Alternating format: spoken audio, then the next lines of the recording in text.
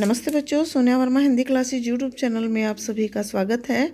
और आज मैं प्रश्नावली 89 यानी कि 89 आपके साथ साझा कर रही हूँ। इस प्रश्नावली में मैंने जैन साहित्य के प्रमुख प्रश्नों को लिया है। जैन साहित्य से संबंधित यह प्रश्नावली अंतिम होगी। अभी तक मैंने जो प्रश्नावली आपके साथ साझा की हैं वह विभिन्न साहित्य इतिहास ग्रंथों से संग्रहित सामूहिक प्रश्नों की प्रश्नावलियाँ थी, किंतु अब प्रत्येक काल में आई महत्वपूर्ण काव्य धाराओं की बिल्कुल निजी प्रश्नों से युक्त प्रश्नावलियाँ मैं साझा कर रही हूँ, क्योंकि प्रत्येक काल खंड में उत्पन्न विशेष साहित्यिक रचनाओं के विषय में आपको गहराई से पता होना चाहिए और इसी संबंध में मैं ये प्रयास कर रही हूँ। आज जैन साहित्य की अंतिम प्रश्नावली है और कल मैं आपके साथ सिद्ध साहित्य से संबंधित प्रश्नावली को साझा करूँगी। तो चलिए वीडियो को आरंभ करते हैं। 341 नंबर के प्रश्न से आरंभ कर रही हूँ। रिपुदारण रास किस भाषा में लिखा गया ग्रंथ है? तो यह संस्कृत में लिखा गया है। अपभ्रंश में रचित पहला रासो ग्रंथ कौन सा है? तो यह उपदेश रसायन रास है।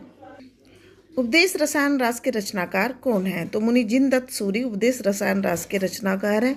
इतनी बार ये क्वेश्चन पूछा गया है टीजीटी पीजीटी परीक्षा में, तो ये तो आपको याद रहना ही चाहिए। देखिए, क्वेश्चन का प्रारूप बदल सकता है, किसी भी तरीके से पूछा जा सकता है, किंतु पूछा जरूर जाएगा। आदिकाल का सर्वाधिक प्रसिद्ध रासो ग्रंथ कौन सा है? तो यह संदेश रासक है। संदेश रासक के रचनाकार कौन है? तो ये मुस्लिम कवि रहे हैं अब्दुल रहमान, और इन्होंने केवल एक ही रचना लिखी है और यह है संदेश रासक। संदेश रासक किस भाषा में लिखा गया ग्रंथ है? तो यह अपभ्रंश में लिखा गया है। संदेश रासक किस शैली में रचित है? तो यह ललित शैली में रचित है। संदेश रासक कैसी रचना है? तो यह गेय रचना है, यानी कि गाकर पढ़े जाने वाली रचना है। 349 नंबर के प्रश्न को देख रहे हैं। संदेश रासक कैसा काव्य ग्रंथ है? तो यह एक विरह काव्य है।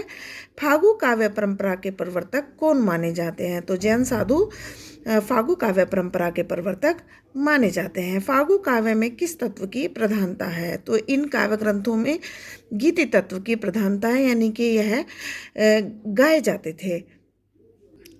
फागु काव्य विधा का विकास किस पर आधारित है? यह लोकमानस की भावभूमि पर आधारित है और यह जो काव्य ग्रंथ है वह चाहे रासो हो चाहे फागु हो, ये श्रावक लोग जो होते थे जैन साधु, वह रात को जैन धर्म से संबंधित मंदिरों में इनका गायन करते थे। अगला क्वेश्चन अत्यंत महत्वपूर्ण। फागु काव्य परंपरा की सर्वाधिक प्रसिद्ध कृतियाँ कौन सी हैं? तो ये दो हैं।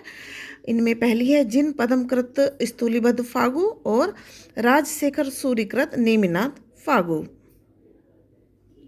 354 नंबर के प्रश्न को देख रहे हैं।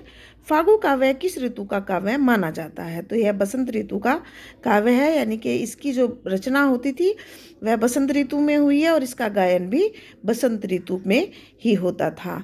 फागु काव्य किस नाम से विभक्त हुए? तो यह भासों के नाम से जाने जाते हैं। फागु काव्यों का अंत किस रस से होता है? तो यह शांत रस से होता है, यानी कि फागु काव्य जब अपने अंतिम पड़ाव में पहुंचते हैं तो उनकी परिणति जो है वह शांत रस में होती है। अब 368 नंबर के प्रश्न को देख रहे हैं और इस बीच के सारे क्वेश्चन जो रिपीटेड थे मैंने हटा दिए हैं और केवल महत्वपूर्ण प्रश्नों को ही मैं यहाँ पर ले रही हूँ। महत्वपूर्ण नहीं, मतलब वो आ चुके हैं, उन्हें मैं पढ़ा चुकी हूँ इन्हीं प्रश्नावलियों में, इसलिए दोबारा पढ़ाने से उसका लाभ मुझे नहीं दिखाई पड़ा। तो 368 नंबर को देख रहे हैं। स्थूलीबद्ध फागु किस काव्य परंपरा की सर्वाधिक प्रसिद्ध पुस्तक है? तो यह फागु काव्य परंपरा की अत्यंत महत्वपूर्ण और प्रसिद्ध पुस्तक मानी जाती है। किसको बसंत ऋतु का काव्य कहा जाता है? तो फागु काव्य ग्रंथों को बसंत ऋतु का काव्य कहा जाता है।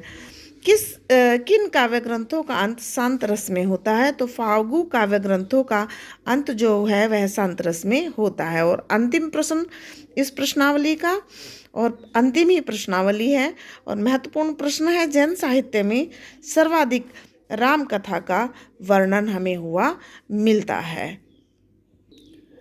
आशा करती हूँ आज की प्रश्नावली के प्रश्न आपके लिए बड़े नवीन और उपयोगी साबित होंगे। यदि वीडियो पसंद आए तो वीडियो को लाइक कीजिए और चैनल को सब्सक्राइब ज़रूर कीजिए और ज़्यादा से ज़्यादा वीडियो को शेयर कीजिए ताकि बहुत सारे बच्चे इसका लाभ उठा सकें। तो चलिए कल मिलते हैं सिद्ध साहित्य से संबंधित नई प्रश्नावली में। तब तक के लिए नमस्ते, धन्यवाद।